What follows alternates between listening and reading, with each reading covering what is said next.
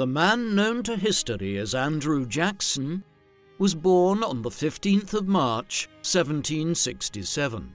His birthplace is unclear, but it is likely that he was born at the house of his aunt and uncle, Jane and James Crawford, in modern-day Lancaster County, South Carolina. His father, also named Andrew Jackson, was an Irish Presbyterian whose Scottish ancestors arrived in Ulster, Ireland, in the 1690s. Many of these Scottish migrants to Ireland left their adopted homeland in Ireland after just a few decades, and in the 18th century settled in America as the Scots-Irish. Andrew Jackson was amongst them. In 1765, he left Carrickfergus near Belfast with his wife and two young boys, Hugh and Robert, for North America, and eventually settled in the Waxhaw region in the valley of the Catawba River in the Carolinas. In February 1767, while working on his 200-acre farm at 12 Mile Creek, Andrew Jackson Sr. died after a logging accident a few weeks before the birth of his third son. Andrew Jackson's mother, Elizabeth Jackson, was born around 1740 in Carrickfergus. She married Andrew Jackson Sr. around 1761. After the death of her husband, Elizabeth and her sons moved into the house of her sister and brother-in-law, Jane and James Crawford, in the Carolinas, where she gave birth to her third son, naming him Andrew after her recently deceased husband. Jackson grew up during a period of intensifying political tensions between the British government and the subjects of its colonies in North America, which would eventually lead to the outbreak of the American Revolution. At the end of the French and Indian Wars of 1754 to 1763, the British had gained control of Canada from France, but rather than rewarding the denizens of the 13 colonies along the east coast of what is now the United States for their loyalty in fighting for the crown during these wars, King George III's government in England instead imposed heavy taxes on the colonies through the Sugar Act of 1764 and the notorious Stamp Act of 1765. These measures provoked riots and boycotts from the colonists who believed that they should not be subject to taxation without parliamentary representation. These grievances re-emerged when the Tea Act of 1773 was introduced, a move which led to the infamous Boston Tea Party in the colony of Massachusetts in December 1773. British retaliatory measures against Boston and Massachusetts led the colonies to convene the First Continental Congress to coordinate a joint boycott of British goods in 1774. Armed hostilities commenced in April 1775 when British regulars exchanged fire with American militiamen at Lexington and Concord near Boston. And in June, the Second Continental Congress met in Philadelphia to establish the Continental Army and appointed George Washington of Virginia as its commander in the first stages of the American Revolutionary War. Subsequent events are well known. The colonies formed themselves into a United States of America and declared their independence from the British Crown in the summer of 1776. A long conflict would follow over the next 5 years, but in 1781 the colonials emerged victorious in the war, and 2 years later the British accepted peace terms which acknowledged the independence of the new United States. Andrew grew up against the backdrop of this conflict. During his childhood, he emerged as the brightest prospect out of the family's 3 children, and his mother, Elizabeth, made arrangements to train him as a church minister by sending him to a religious school. However, Elizabeth soon realized that Andrew's restless character made him unsuitable for a career in the church, and his schooling appears to have been cut short. Back home, she encouraged her sons to participate in militia drills, being an avid supporter of the colonial cause against the British. Her eldest son, Hugo, joined the militia but died during a military campaign in the summer of 1779. By 1781, the 14-year-old Andrew and his 17-year-old brother Robert were also marching with the local militia. In April 1781, the two brothers were captured at the Crawford House, and after Andrew refused to clean the shoes of a British officer, the officer struck him with his sword, wounding the young boy in the head and hand. The Jackson brothers and their cousin Thomas Crawford were taken to Camden, South Carolina, and after a couple of months' captivity, Elizabeth Jackson arrived to secure their release as part of a prisoner exchange. The boys had contracted smallpox in the prison camp, and while Andrew survived, Robert died soon after.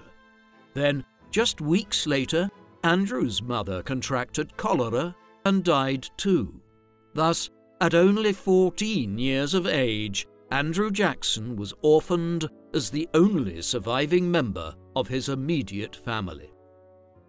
In December 1782, the British evacuated Charleston, the largest port and city in the southern colonies, as part of their disengagement from the 13 colonies.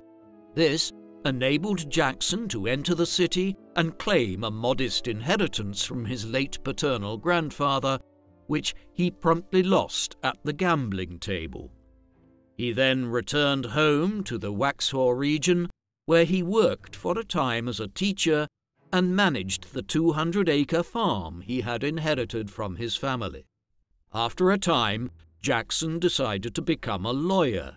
In early 1785, shortly before his 18th birthday, he was apprenticed to Spruce Mackay, a lawyer in Salisbury, North Carolina. After 2 years of studying the law by helping Mackay run his legal practice, Jackson went on to study under the wing of John Stokes, one of North Carolina's leading lawyers and a veteran of the Revolutionary War. After 6 months, Jackson was licensed as an attorney in North Carolina in September 1787. Hence, at just 20 years of age, he entered the legal trade, but he struggled to find clients, perhaps on account of his youth. In the summer of 1788, Jackson accompanied John McNary to the Western District of North Carolina. Back in April 1784, North Carolina had ceded its territory between the Appalachian Mountains and the Mississippi to Congress to help pay off its war debts, and its inhabitants sought recognition as the independent state of Franklin. Part of the territory was also claimed by Spain, which controlled the province of Louisiana to the west of the Mississippi. By 1788, North Carolina rescinded its cession of its western counties and was trying to reassert its control over the region. McNary was a fellow apprentice under Mackay and had been appointed the new court's judge, while Jackson was named prosecutor. In October 1788, Jackson and McNary arrived in Nashville. Jackson lodged with Rachel Donaldson, the widow of John Donaldson, who led the expedition to settle the area 9 years earlier.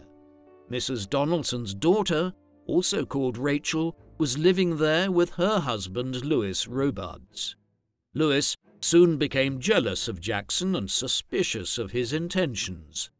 After refusing Jackson's challenge to a duel, Robards left his wife while Jackson moved out of the Donaldson house.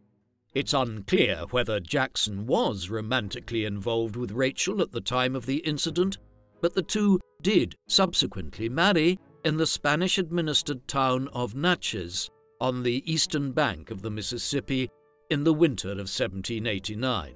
Louis Robards did not initiate divorce proceedings until 1791, which was only granted in late 1793, so theoretically this first marriage between Andrew and Rachel was invalid. They exchanged vows again in January 1794, following the finalization of Rachel's divorce. By the time of the Jacksons' elopement in Natchez, the United States had adopted a new constitution. The product of an initiative to strengthen the federal government, the Constitution was created through a series of compromises between the delegates of a convention of the 13 states that met in Philadelphia in 1787. While smaller states wanted equal representation and large states wanted representation based on population, the framers decided on equal representation in the Senate and population-weighted representation in the House of Representatives. The Constitution split the country into Federalists, who supported the document, and Anti-Federalists, who believed it took too much power from individual states and gave that power to the central government. After the Constitution was ratified in the summer of 1788, the Federalists agreed to pass a Bill of Rights to appease their opponents.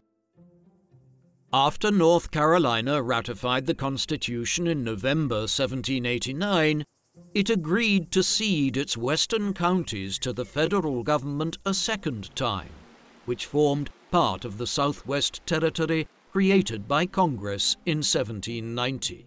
This temporarily left Jackson without a job, but he reminded the new governor, William Blount, that the district still required an attorney and was confirmed in the role.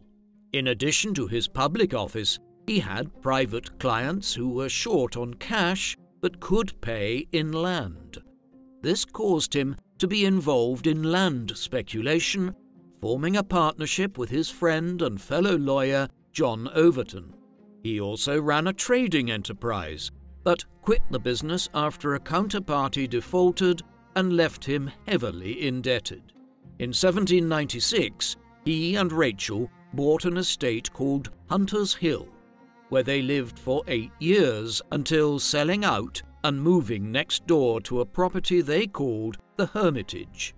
Jackson owned many slaves here. While Jackson made very few oral and written statements about his views on slavery, it is generally agreed that his conduct and treatment of the slaves he owned was poor. There is, for instance, evidence of his ordering slaves to be whipped, and he separated slave families by selling off one slave and keeping the others. His conveyed views when he advocated good treatment of his slaves was always expressed as someone who was guarding his investment in what he considered to be his property, rather than someone who cared for the individuals involved on a human level. Over a dozen of Jackson's slaves would live at the White House when he became president, and they possibly were involved in building work there, which expanded the building and grounds.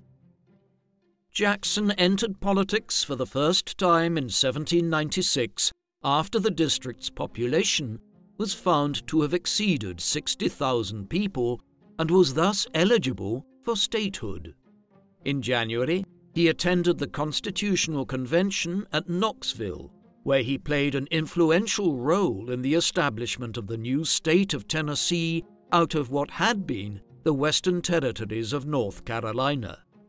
After Tennessee joined the Union on the 1st of June 1796, Jackson was elected in October as the state's lone congressman to the House of Representatives. He was a member of Thomas Jefferson's Democratic-Republican Party, which sought to limit the powers of the federal government and supported states' rights.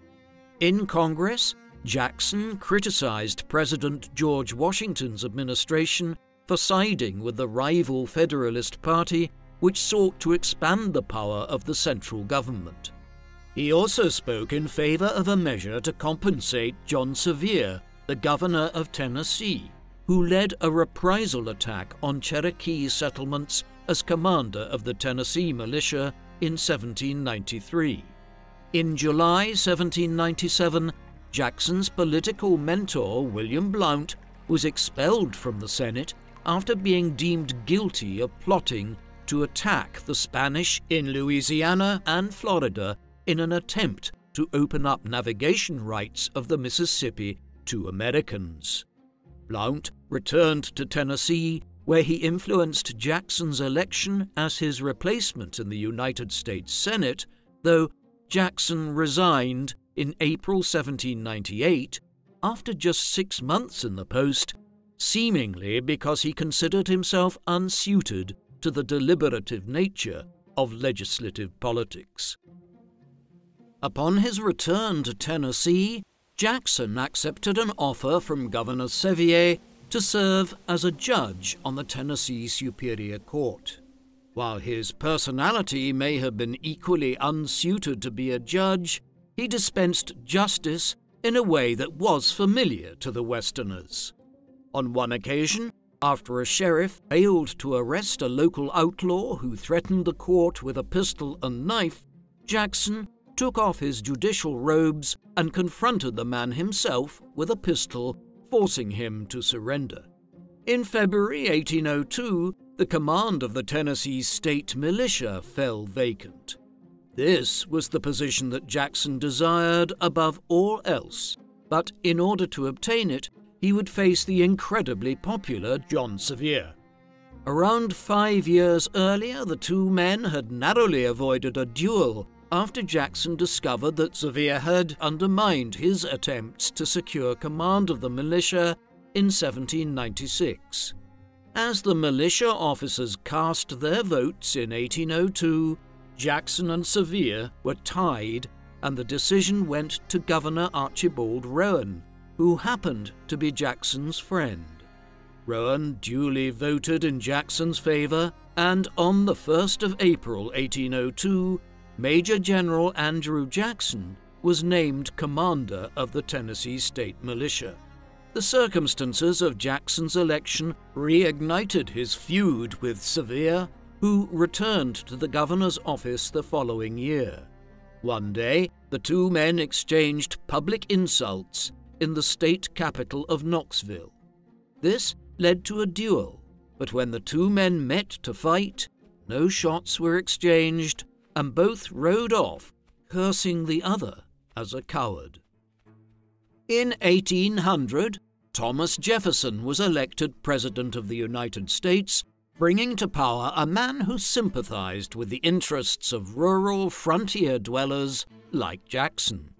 In 1803, Jefferson's administration managed to purchase the vast Louisiana territory from Napoleon Bonaparte's government in France for $15 million, a relatively small sum, considering that the lands involved stretched from Louisiana north to the Dakotas and covered all or part of 15 of America's modern-day states. Napoleon had decided to sell this vast territory as he abandoned efforts to preserve France's overseas empire and instead concentrated on dominating continental Europe. Among other things, the Louisiana Purchase meant that American ships could now freely navigate and trade along the Mississippi River, an issue that was particularly important to the Westerners.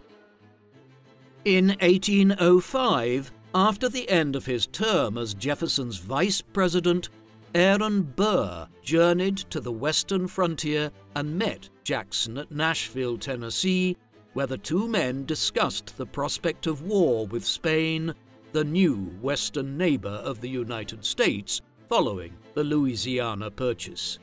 In the early 19th century, the Spanish controlled Mexico, Texas, and other regions westwards to California, as well as Florida. In the summer of 1806, Burr informed Jackson that he was hoping to instigate a war with Spain and expand the U.S. border. As commander of the Tennessee militia, Jackson was initially happy to supply him with troops, but he soon received news that Burr's intentions were not to fight Spain, but to try and carve out his own empire out of the Louisiana Territory.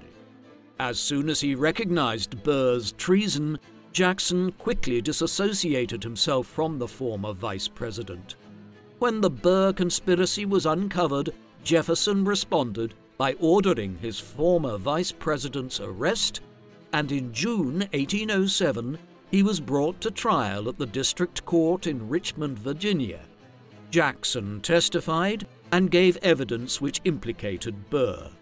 The former vice president, though, was soon exonerated on the basis that while he may have been conspiring to carve out his own country in the Louisiana Territory, he had never actually carried out his designs. The previous year, Jackson was involved in a duel with fatal consequences. A dispute over the authenticity of promissory notes paid to Jackson after a bet on a horse race led to a quarrel with Charles Dickinson, who may have additionally insulted Rachel Jackson in the process, a matter Jackson was not going to let rest. The two men faced each other across the border in Kentucky on the 30th of May, 1806. Dickinson fired first into Jackson's chest, breaking his ribs and narrowly missing his heart. After taking the time to steady himself and aim, Jackson pulled the trigger, only for his pistol to jam at half-cock. He pulled the pin back and fired again, dealing his opponent a mortal wound in the chest. The fact that Jackson killed Dickinson after a second pull of the trigger was a source of controversy and damaged his reputation for several years. In the meantime, Jackson's economic fortunes suffered a setback in 1808 as the country was plunged into an economic crisis. In 1806, Napoleon, who had crowned himself Emperor of the French, had been unable to defeat Britain on the seas and resorted to economic warfare by banning all British trade with the European continent. As the British Navy responded by blockading French ports, neutral American merchant ships sailing to France risked getting caught in the middle. For many years, the Royal Navy had resorted to boarding American ships to search for deserters, in some cases kidnapping American sailors outright, a practice known as impressment. President Jefferson threatened to go to war with Britain over the issue, but knew that the United States lacked the military capacity for such a confrontation. After Ambassador to Britain James Monroe failed to persuade the British to make a treaty commitment to stop impressment, Jefferson passed the Embargo Act in late 1807, banning American ships from foreign trade. The embargo impacted the whole country, with merchants in the Northeast unable to trade and Southern farmers unable to export their produce. The decline in economic activity created major problems in Tennessee and other parts of the United States. In response, Jackson agitated for war with Britain.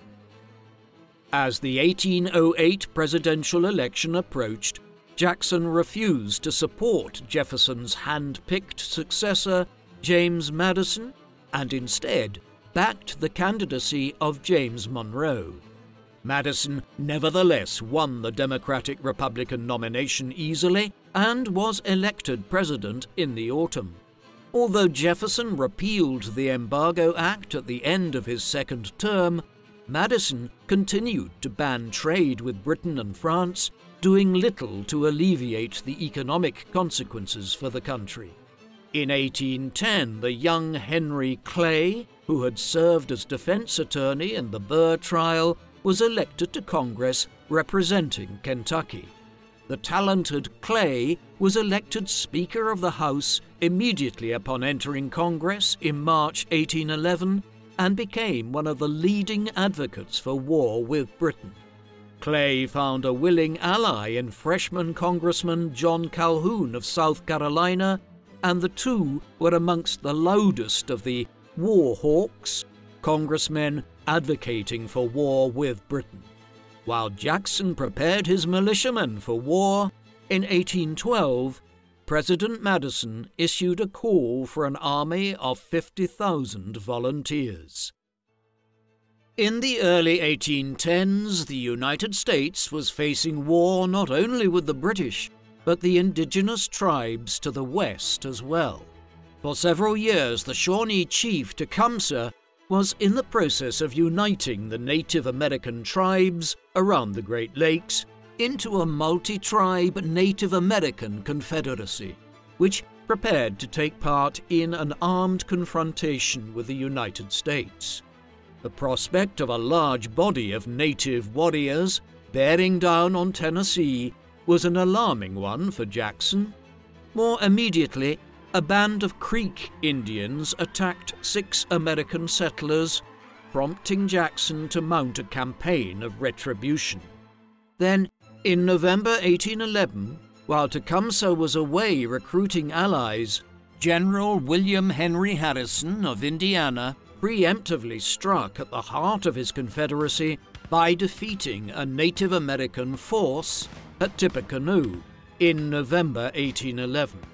In response, Tecumseh allied with the British as what would become known as the War of 1812 broke out between the US and Britain in the summer of 1812 after years of escalating tensions. With the outbreak of war, 3,000 men volunteered for Jackson's Tennessee militia, and he was given orders by the War Department to go to New Orleans to defend against a potential attack. Owing to difficulties supplying his men, Jackson did not get going until early 1813. When they reached Natchez in mid-February, Jackson received an order from James Wilkinson to wait as the British threat had not yet materialized. Not long afterwards, he received an order from Secretary of War John Armstrong to disband his militia and surrender the arms to Wilkinson, which would have left them vulnerable to Native American attacks on the return journey to Nashville. Jackson therefore defied orders and marched his men back to Nashville, earning himself the nickname Old Hickory for his toughness and endurance. That summer, Jackson narrowly avoided death again when he was involved in another shootout after a dispute with his aide Thomas Hart Benton and his brother Jesse. While Jackson spent weeks recuperating from the wound in his left shoulder, a brutal civil war was being fought among the Creek Indians after a faction known as the Red Sticks, a group inspired by Tecumseh to wage war not only against the whites but against their fellow tribesmen who were more accommodative towards the white population, began attacking their fellow Creek tribesmen. In late August of 1813, the Red Sticks massacred hundreds of American settlers at Fort Mims in Alabama, prompting President Madison to call out the Tennessee militia in September. After bringing together 2,500 men at Fayetteville in October of 1813, Jackson set off in pursuit of the Red Sticks. On the 3rd of November, his cavalry, under General John Coffee, sacked the Creek town of Tallahatchie, after which Jackson sent an orphaned Native American boy to Rachel to raise as a son alongside his nephew Andrew Jackson Jr., whom they adopted in 1808. Less than a week later, he came to the aid of the friendly White Sticks at Talladega, where they encircled 700 Red Sticks and destroyed half their force. Jackson's success in the South was accompanied by news of Tecumseh's defeat and death at the Battle of the Thames on the 5th of October 1813. The death of the Native American leader caused his Confederacy to break up. On the 27th of March 1814, Jackson's army of 2,000 men attacked the Red Sticks in their fortified camp at Horseshoe Bend near the Tallapoosa River. While the Tennesseans launched a frontal assault, Jackson's cavalry and his Cherokee and White Stick allies attacked from the rear, capturing the camp and killing most of the 1,000 Red Stick warriors before building a fort of their own, which they named Fort Jackson. A few weeks later, Jackson received the surrender of William Weatherford, the mixed-race chief of the Red Sticks. In June 1814, Jackson was rewarded with promotion to Major General in the regular United States Army and command of the 7th Military District, encompassing Tennessee, the Mississippi Territory, and Louisiana. In August, he imposed the Treaty of Fort Jackson upon the Creek Nation, punishing both loyal White Sticks and hostile Red Sticks alike by forcing them to give up almost 100,000 square kilometers of territory. The Creek War may have been over, but the War of 1812 continued to rage with the British. The defeat and abdication of Emperor Napoleon in France in the spring of 1814 weakened America's diplomatic position and gave Britain the opportunity to focus its war efforts across the Atlantic. That summer, while American and British peace delegations began talks in Ghent in the Low Countries in Europe, Major General Robert Ross landed in Maryland, and on the 24th of August his column entered the American capital of Washington, D.C., and set fire to the city and its government buildings. Not long after this, Jackson marched to Pensacola, Florida, claiming that the Spanish had violated its neutrality after a British naval squadron stopped for repairs. On the 7th of November 1814, Jackson attacked the city, prompting the Spanish to surrender and the British ships to withdraw. A few weeks earlier, Jackson had received a message from New Orleans about the prospect of a British attack on the Louisiana port city. After securing Pensacola, Jackson hurried to New Orleans and arrived on the 1st of December. There, he imposed martial law and took command of the Louisiana militia. Having also formed an alliance with the pirate Jean Lafitte, Jackson had around 5,000 men at his disposal. The British army that sailed to meet him was twice as large, while its commander, General Edward Pakenham, was the famous Duke of Wellington's brother-in-law. On the 23rd of December, the British vanguard landed 6 miles to the south of the city, prompting Jackson to launch a night raid to push it back. Over the next 2 weeks, the two armies prepared for the main showdown, building field fortifications and deploying artillery. Pakenham launched his frontal assault at dawn on the 8th of January 1815. The American artillery cut down ranks of British redcoats as they advanced, and the British soldiers who reached the American ramparts were picked off by the defenders as they attempted to scale the earthen walls. General Pakenham rode forward to rally the 44th Infantry Regiment and was about to lead them into the attack when he was killed by a musket ball. The death of their commander prompted the British to withdraw from the field. From behind their ramparts, Jackson's militiamen lost 13 killed and fewer than 100 total casualties, while the British lost more than 2,000 killed and wounded. When news of Jackson's victory spread across the United States in early February of 1815, the country breathed a collective sigh of relief. The Union was saved, and in the eyes of many Americans, General Andrew Jackson was its savior. He was feted as the country's greatest military commander since George Washington. Around a week later, news arrived that the war had been ended by a treaty signed at Ghent in Europe on the 24th of December 1814. This was 2 weeks before the Battle of New Orleans, but in an age prior to telephones, radios, or any other form of telecommunications, it was weeks before news of the peace agreement reached North America. Britain agreed to restore the Canadian-American border as it had been before the war, while the end of the war with France in Europe had brought to an end many of the naval tensions which had caused the War of 1812 in the first place. At the end of 1815, Jackson was invited to Washington by President Madison, who wished not only to bask in the light of the military hero, but to determine what his political ambitions might be. In due course, Jackson agreed to support James Monroe as the Democratic-Republican candidate in the 1816 election and was named commander of federal troops in the southern half of the United States. In 1816, Jackson turned his attention back to Spanish Florida, which the Seminole tribe used as a base to attack American settlers across the border.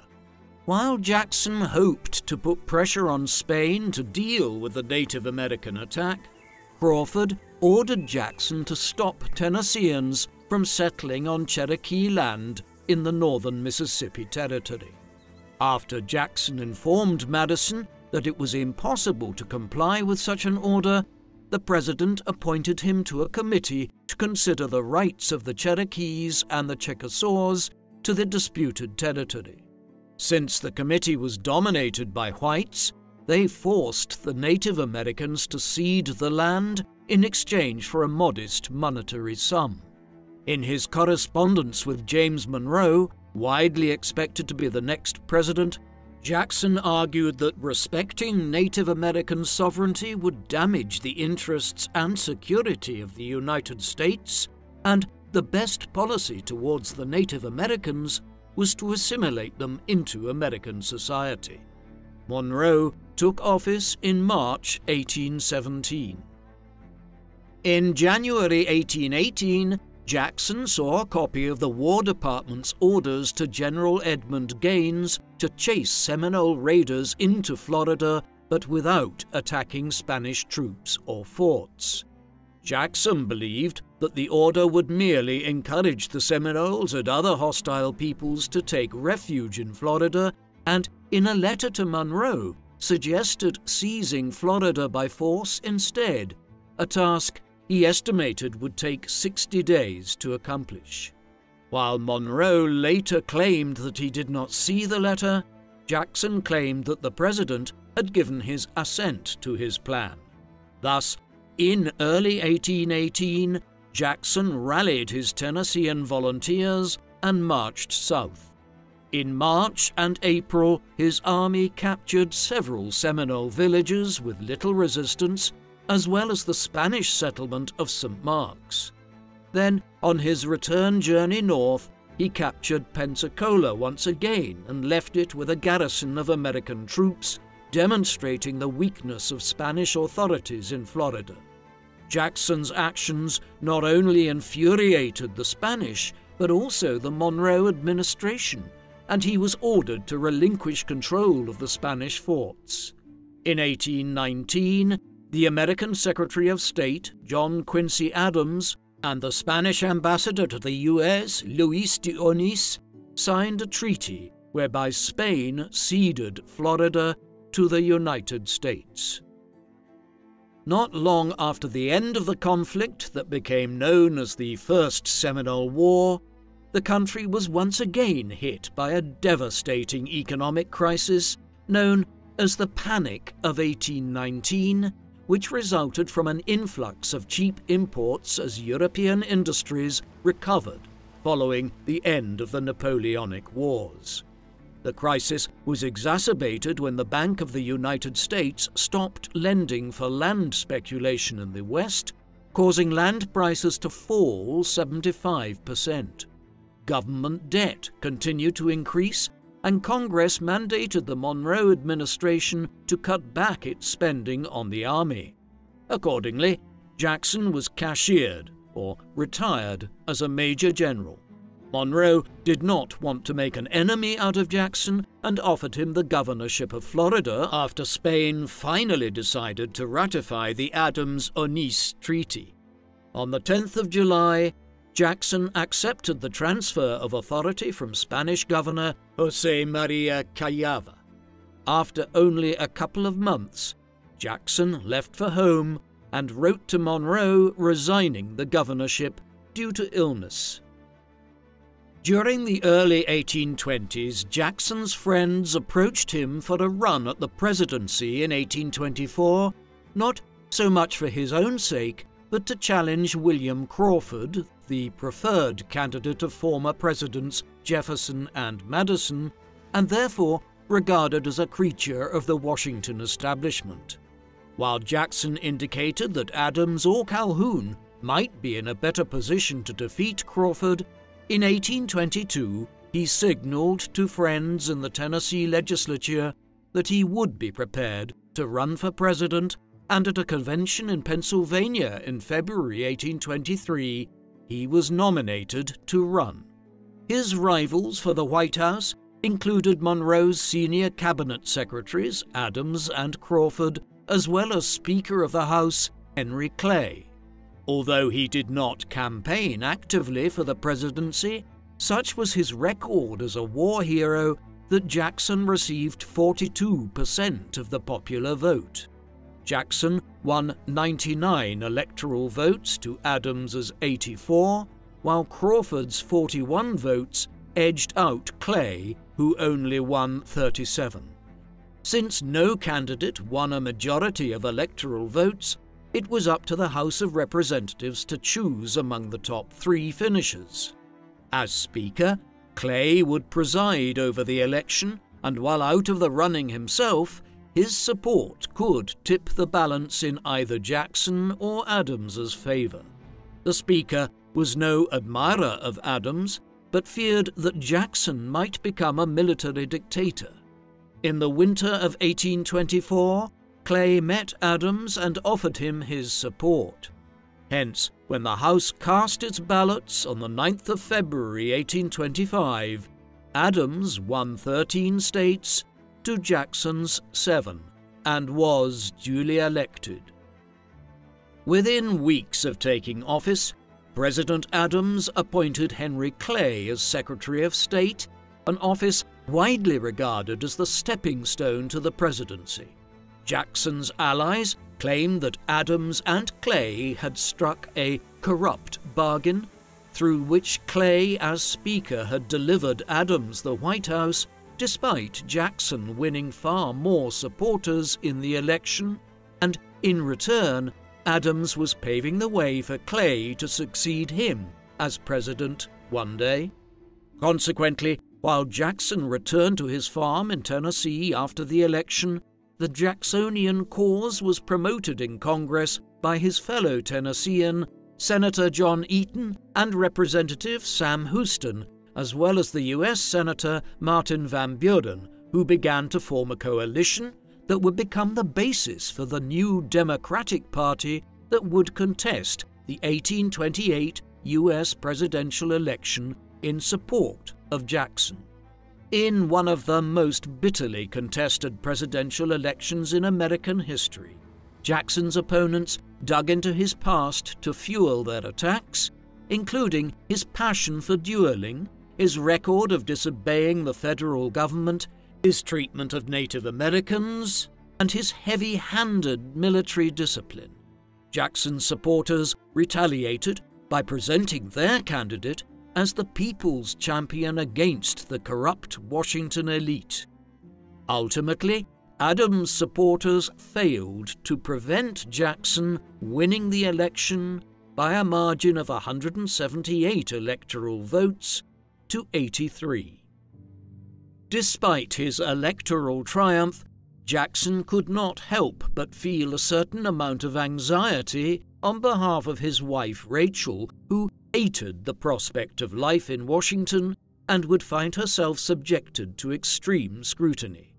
Rachel's anxiety contributed to a heart attack on the 18th of December 1828, and she died 4 days later. Her heartbroken husband held her so tightly that her body had to be pried from his arms for burial, and the president-elect doubted whether he should go to Washington at all. While he could not escape the conclusion that Rachel's death was a direct consequence of his political ambitions, his sense of duty motivated him to travel to Washington for his inauguration as the 7th President of the United States on the 4th of March, 1829. Jackson gave a brief inaugural address, vowing to respect the constitutional limits of his executive power and the rights of the states.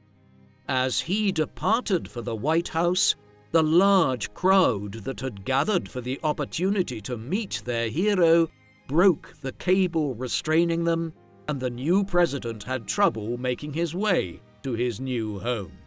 Having invited the people into the White House for a reception, Jackson was forced to escape through a side window to his hotel to avoid being overwhelmed. The unedifying spectacle was as sure a sign as any that Andrew Jackson was the people's president. Jackson had fought the 1828 campaign attacking the Adams administration for corruption, and he considered it his duty to root out the federal officials whom he considered part of the anti-democratic Washington elite. For Secretary of State, he appointed Martin Van Buren. As Secretary of the Treasury, he appointed Samuel Ingham of Pennsylvania, and as Secretary of War, he chose his friend from Tennessee, John Eaton. The choice of a protégé for the War Department was an indication that Jackson sought to have personal control of military affairs. As a Washington outsider, Jackson also relied on advice from a small circle of allies, including William Lewis of Tennessee, journalists Amos Kendall of Kentucky and Duff Green from Missouri, and Isaac Hill of New Hampshire, all of whom were induced to stay in Washington with minor government posts. The president's nephew, Andrew Donaldson, served as his secretary and was also part of the so-called Kitchen Cabinet.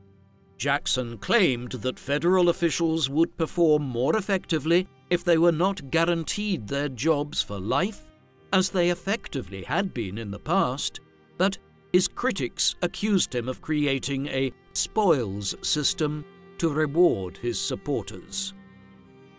The first major crisis of the Jackson presidency had nothing to do with policy, but rather gossiping among society in Washington and especially the wives of Jackson's cabinet secretaries. On New Year's Day, 1829, the widowed John Eaton married the young Peg O'Neill, whose first husband, a naval officer named John Timberlake, had died by his own hand in 1828. Rumors spread that the newlyweds had been having an affair which drove Timberlake to such drastic action, and after Eaton was named Secretary of War, the wives of Jackson's cabinet secretaries organized a social boycott, led by Floride Calhoun, the wife of Jackson's vice president, John Calhoun. The attacks on Peg Eaton's honor reminded the president of the accusations against his own late wife, and Jackson stood firmly on the side of the Eatons in what became known as the Petticoat Affair. Secretary of State Martin Van Buren, a widower like Jackson, also rallied to Peg Eaton's defense, mobilizing the foreign ambassadors and their wives to call on the Eatons in solidarity. Van Buren's support earned him Jackson's confidence, especially as his nephew and secretary Andrew Donaldson had joined his wife Emily in boycotting the Eatons, an action which led the president to send them back home to Nashville. On the 8th of December, 1829, Jackson delivered his first annual address to Congress. After starting by discussing some of his plans in foreign policy, including uncharacteristically warm words for Britain, Jackson turned to his domestic agenda. He proposed abolishing the Electoral College so presidents would be elected by popular vote, an arrangement which would have made him president in 1824. Perhaps in response to his opponents' claims that he would be a new Caesar or Bonaparte, he also supported limiting presidents to a single term of up to 6 years. In the decade since the Panic of 1819, the country was split over whether to increase or reduce tariffs. The Northerners and Westerners broadly supported increasing the tariff to protect and nurture American industries, but the Southerners favored lowering the tariff to access cheaper imports. While Jackson sympathized with the South and the cause of free trade, he also saw tariffs as a way of raising revenue for the government to pay down its debt. He also addressed Native American affairs, referring to an ongoing controversy in which the Cherokees and Creeks claimed to be exempt from state laws in Georgia and Alabama, and appealed to the president for protection. Jackson refused their appeal and proposed granting land west of the Mississippi to those Native Americans who wished to retain tribal autonomy, but the ones who stayed would have to obey state laws. Ongoing tensions over tariff reform and the fallout from the Petticoat Affair contributed to an ever-widening rift between Jackson and Vice President Calhoun. The passage of the Tariff of 1828 during the Adams administration led to the publication of an anonymous report in December 1828 under the title South Carolina Exposition and Protest. The author argued that while the Constitution gave the federal government the power to levy a tariff to collect revenue, this did not mean it could do so in order to protect domestic industries. After claiming that the tariff had been imposed by an unchecked majority in the North against the interests of the South, he quoted the 10th Amendment of the U.S. Constitution, which stated that all powers not specifically delegated to the federal government are expressly reserved to the states and the people, and thus states could veto or nullify actions of the federal government they deemed unconstitutional. Despite his attempts to remain anonymous, the author of this bombshell report was none other than Vice President Calhoun. The debates that followed on tariff reform inspired one of the most memorable exchanges during Jackson's presidency. On the 13th of April 1830, Jackson and Calhoun were present at a celebration of the late Jefferson's birthday. The day before, Jackson read the list of toasters from the dinner's program and concluded that they were all nullifiers. After the 24 scheduled toasts praising nullification, Jackson responded defiantly, "Our federal union, it must be preserved." Calhoun was next to speak and responded, "The Union, next to our liberty, the most dear." The Vice President's failure to acknowledge the Union's supremacy further alienated him from Jackson. The disagreements between the two men split the cabinet, and in 1831, Jackson persuaded them all to step aside, including his allies. Eaton returned to the Senate, while Van Buren was dispatched to London as ambassador with a promise of the vice presidential candidacy in 1832. Throughout his life, President Jackson was suspicious towards banks and financial institutions, blaming them for the boom and bust cycles which caused unfortunate citizens to fall into debt and ruin. The Bank of the United States' handling of the economic crisis of 1819 seemed to confirm this view. The bank's charter was up for renewal in 1836, but in 1831, Henry Clay advised Bank President Nicholas Biddle to seek a renewal of the charter. Clay anticipated that Congress would approve the renewal and challenged Jackson to veto it. Clay had been nominated as the presidential candidate for the National Republican Party for the 1832 election and wanted to fight the election as a referendum on the future of the bank. Daniel Webster also persuaded Biddle to seek an early renewal, fearing that there wouldn't be enough votes in Congress if Jackson and his Democrats were to win easily. After Biddle submitted the application in early 1832, Webster underlined the necessity of the bank as the issuer of a national currency. Opponents of the bank, such as Thomas Benton, proposed doing away with banks and paper money altogether and recognizing gold and silver coinage as the only legal tender. After the charter's renewal passed both houses, Jackson issued his anticipated veto on constitutional grounds. Yet, despite protests at the despotism of King Andrew I, Jackson and Van Buren were elected president and vice president by a margin of 219 to 49 electoral votes. While the tariff and secession crisis was new, the disputes over Native American land were all too familiar. During Jackson's presidency, the issue of the Native Americans east of the River Mississippi became prominent.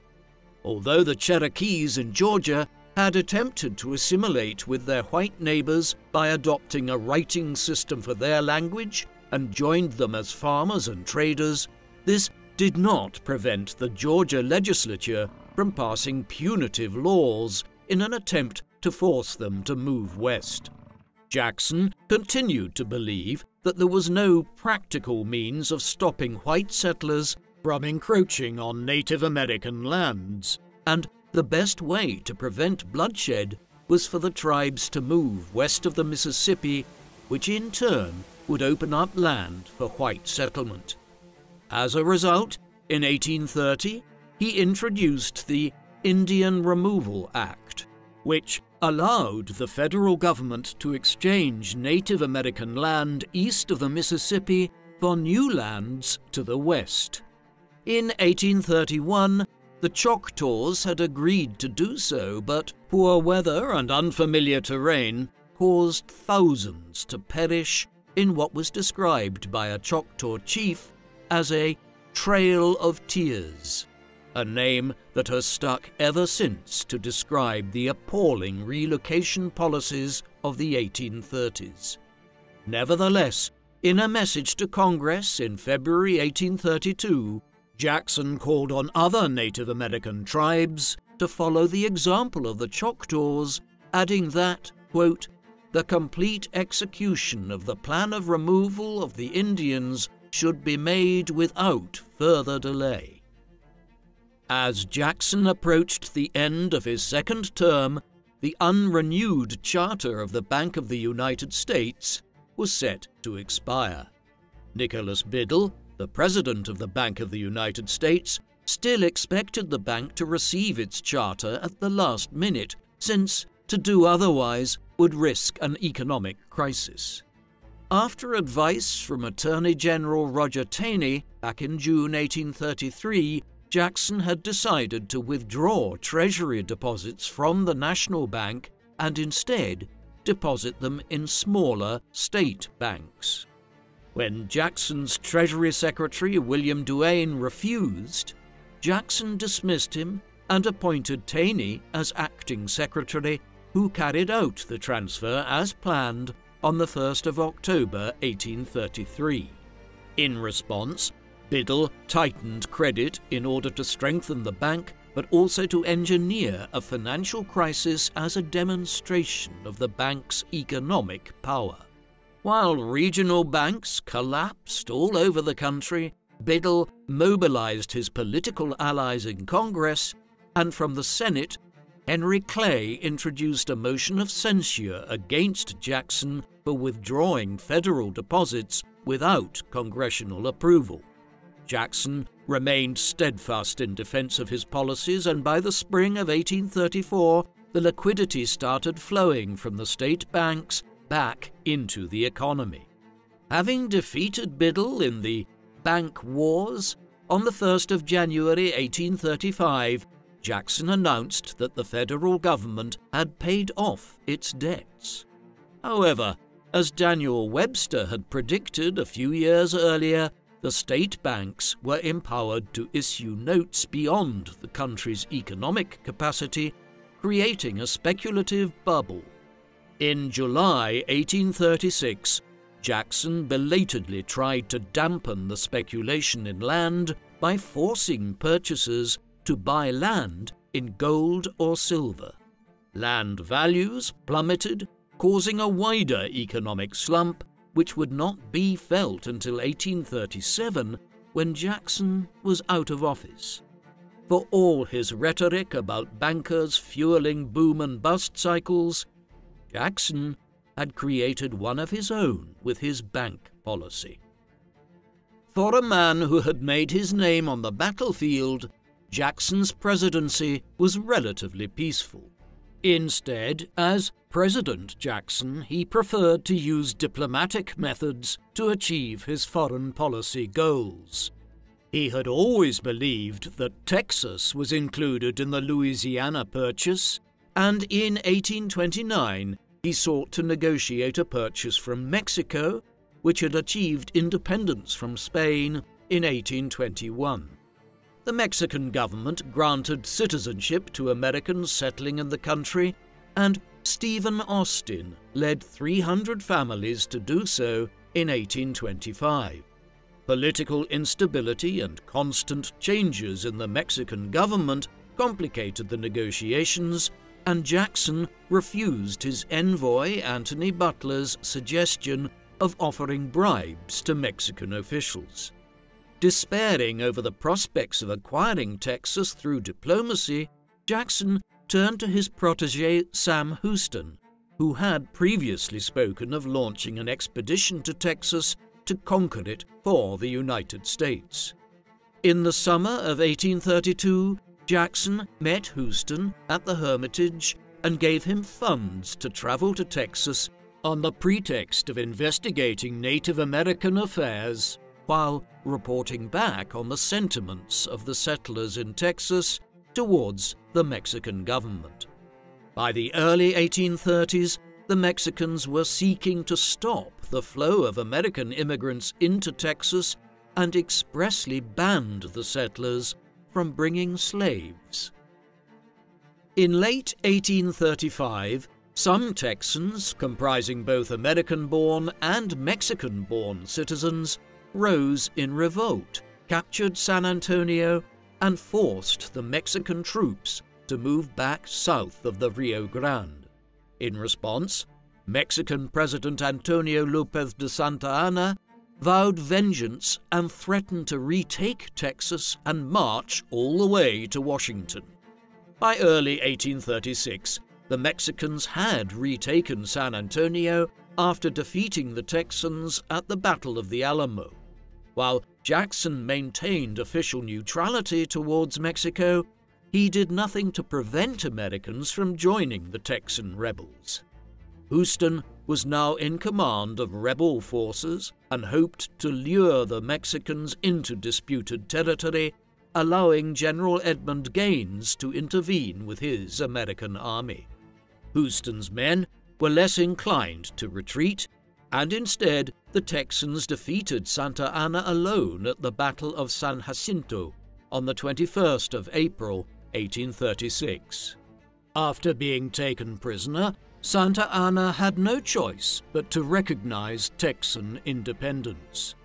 While Houston wrote to Jackson, inviting the United States to annex Texas, Jackson was not prepared to do so during a presidential election year, and only recognized the independence of the Republic of Texas on the 3rd of March, 1837, the final day of his presidency. Jackson was succeeded as president by Martin Van Buren, who vowed to continue his predecessor's policies. The 70-year-old Jackson returned to the Hermitage in Tennessee. Despite Jackson's successes, the estate was poorly run and in debt, as a result of it being mismanaged by the former president's adopted son, Andrew Jackson Jr. During his retirement, Jackson continued to take an interest in political issues that Van Buren inherited from him, writing to the new president a couple of times a month with advice. After the expiry of the charter of the Bank of the United States, Biddle had the bank reincorporated in Pennsylvania and induced the state banks to restrict credit during the Panic of 1837, which had been set off by Jackson's bursting of the land bubble. In late 1838, Jackson's solution to the Cherokee dispute with Georgia was implemented, as 13,000 Cherokees were removed to Oklahoma by an armed force led by Winfield Scott, 4,000 of whom perished during this most violent episode in the Trail of Tears and the Native American removals of the 1830s that Jackson was the architect of. Elsewhere, Jackson's assertive presidency had won him many enemies who coalesced to form the Whig Party. In the election of 1840, Van Buren was defeated by the Whig candidate General William Henry Harrison, who took a page from Jackson's book by running a campaign on his war record. When Harrison died of pneumonia after just a month in office, his vice president, John Tyler, succeeded to the office, surprising the Whigs by vetoing a new charter for a national bank. In the early 1840s, Jackson exchanged several letters with Sam Houston about the future of Texas. As president of the Texas Republic, Houston informed his mentor that he still hoped to join the United States, but in the event the United States refused to accept Texas as a state, the Texans could expand westwards to the Pacific and cultivate an economic relationship with the British to the north in Canada, and northwestwards where they had a claim to modern-day Oregon and Washington state. Having received the hint that an independent Texas may be prepared to establish close ties with the British, Jackson lobbied Congress for the annexation of Texas. He was also in favor of full recognition of American sovereignty in the Oregon Territory, which was at the time jointly occupied by Britain and the United States. With Texas as the key issue of the 1844 campaign, Henry Clay won the Whig nomination opposing annexation. Van Buren remained the favorite for the Democratic nomination, but when Jackson attacked him for refusing to support annexation, former Congressman and Tennessee Governor James K. Polk emerged as the dark horse candidate and won the subsequent election, promising to annex Texas and Oregon. President Tyler, after accomplishing little in office, decided to introduce a joint resolution of the House and Senate to approve the annexation of Texas. Tyler signed the annexation bill on the 1st of March, 1845, 3 days before the end of his term, and Texas gained statehood on the 29th of December. By then, Andrew Jackson was already dead, having passed away at the Hermitage on the 8th of June, 1845, at the age of 78. Andrew Jackson left behind a legacy as one of the most controversial presidents in American history. A precocious individual, he fought in the American Revolutionary War and became a trained lawyer before he was 20 years of age. His first major role in American life was in the formation of the state of Tennessee, and while he hailed originally from the Carolinas, he is perhaps Tennessee's most famous son in many respects. Jackson's subsequent role in American life was forged through his military career, becoming a hero of the War of 1812 and also playing a major part in the wars against the Creek, Seminole, and other Native American groups in the 1810s. He was robbed of the White House in 1824 through a corrupt bargain between John Quincy Adams and Henry Clay.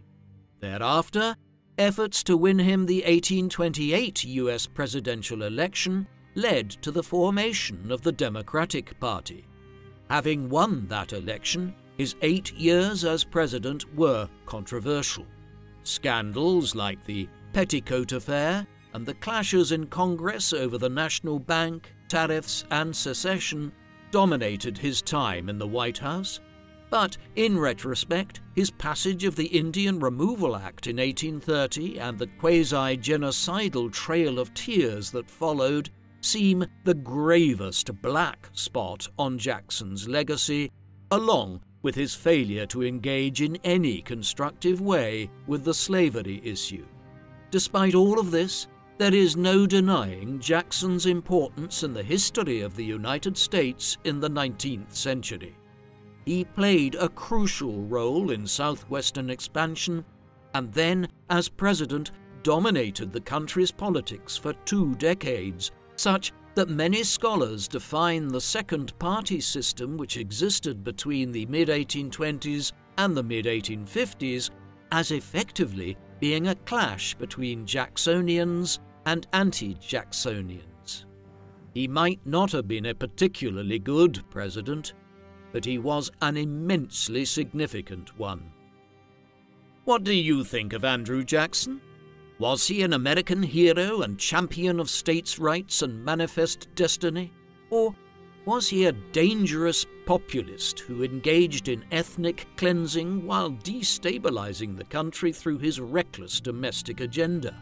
Please, let us know in the comments section.